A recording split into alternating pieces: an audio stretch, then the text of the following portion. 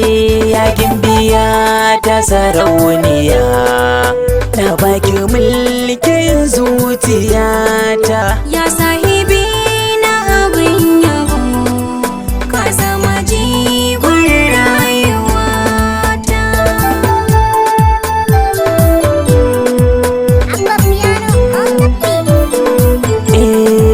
Shi so a zuciya yayi girma, lura akan sanki na yi nisa, walla akan sanki ban nadama, na san baki min so na wasa. Dole gare ki na zo da sauri, na nuna ƙauna babu ƙarya.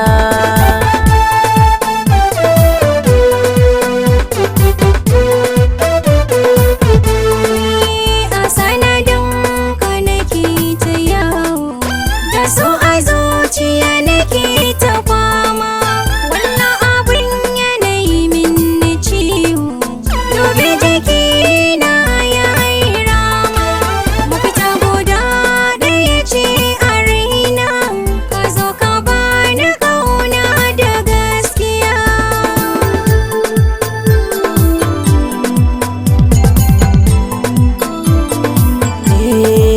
To da a ce dai ganin so, gani kaɗai zana rike shi, na adana shi na killace shi, domin na kar wani ya taɓa shi. Na tituɓo shi na zo da hanzari, domin na baki masoyiya.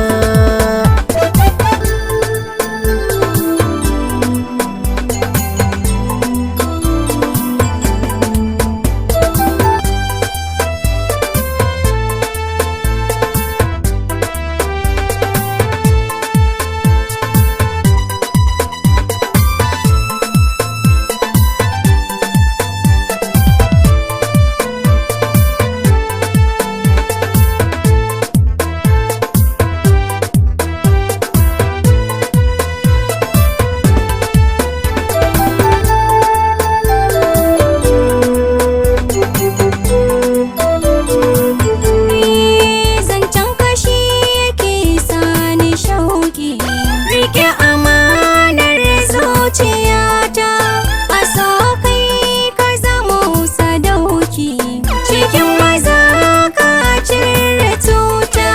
Masoyina tilo guda ɗaya, ka zama sarki ni sarauniya.